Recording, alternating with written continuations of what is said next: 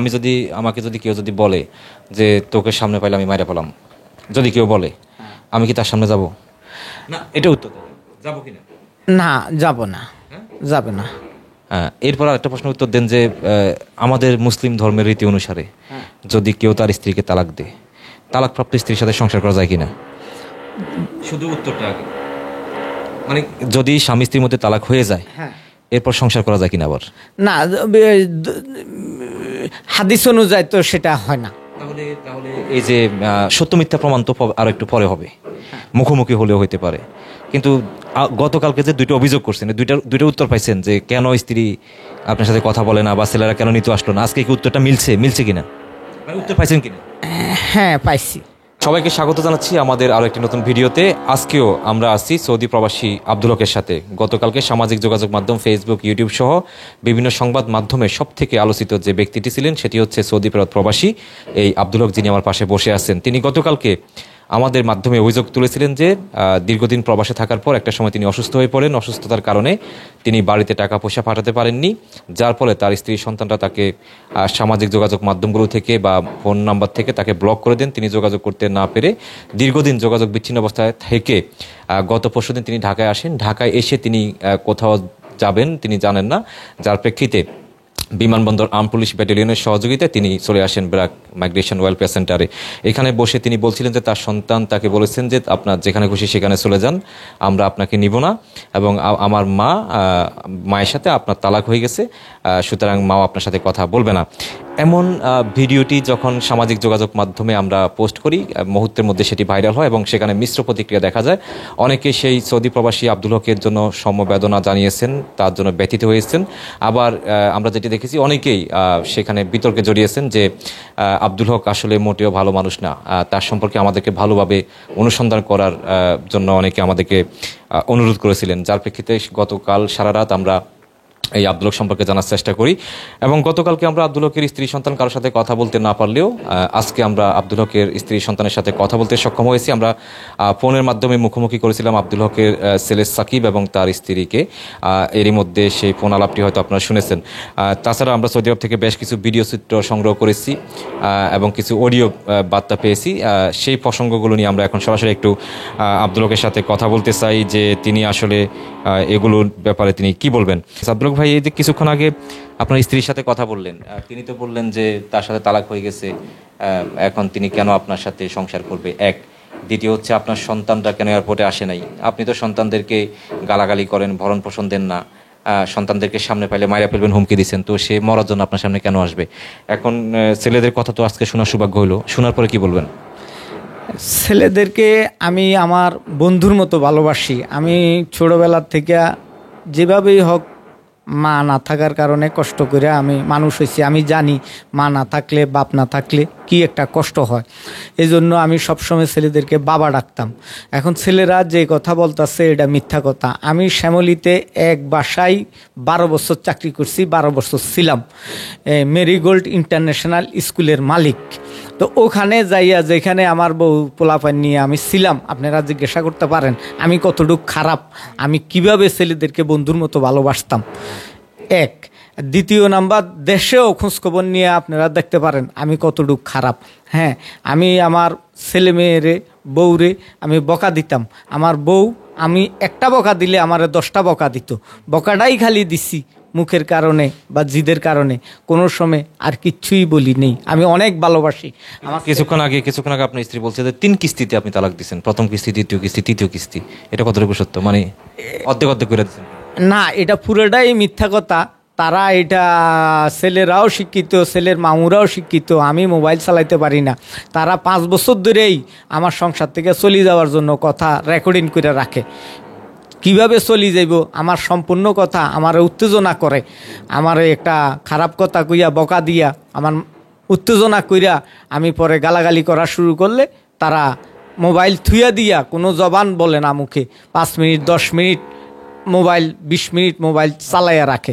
এবার একটু বলেন তো যে ধরেন আমাকে যদি কেউ যদি বলে যে তোকে সামনে পাইলে আমি মাইরা পেলাম, যদি কেউ বলে আমি কি তার সামনে যাব না? এটা উত্তর যাবো কিনা? না, যাব না, যাবে না। এরপর একটা প্রশ্ন উত্তর দেন যে আমাদের মুসলিম ধর্মের রীতি অনুসারে যদি কেউ তার স্ত্রীকে তালাক দেয়, তালাকপ্রাপ্ত স্ত্রীর সাথে সংসার করা যায় কিনা? শুধু উত্তরটা আগে, মানে যদি স্বামী স্ত্রীর মধ্যে তালাক হয়ে যায় এরপর সংসার করা যায় কিনা? আবার না, হাদিস অনুযায়ী তো সেটা হয় না। তাহলে তাহলে এই যে সত্য মিথ্যা প্রমাণ তো আরো একটু পরে হবে, মুখোমুখি হলেও হইতে পারে।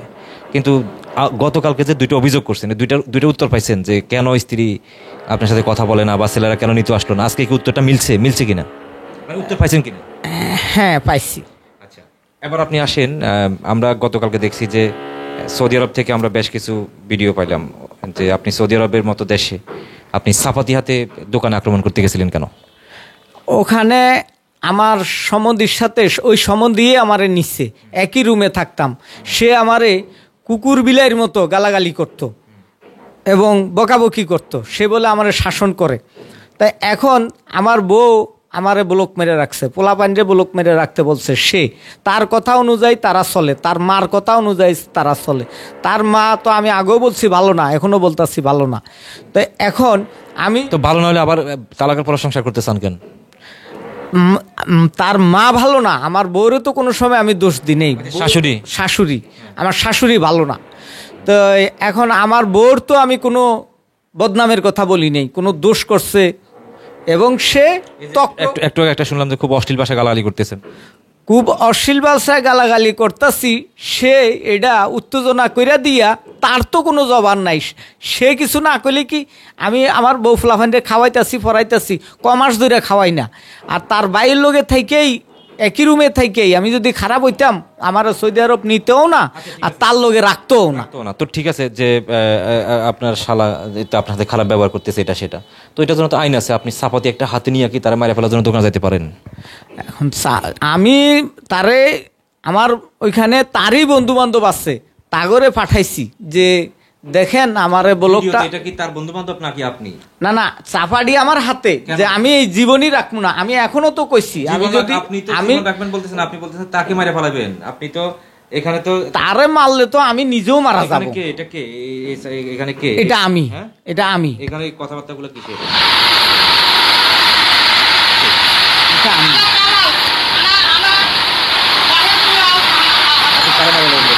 এটা আমার শালা সম্বন্ধী। তো শালা সম্বন্ধে কি সৌদি আরবে কেউ মারা ফেলাতে পারে?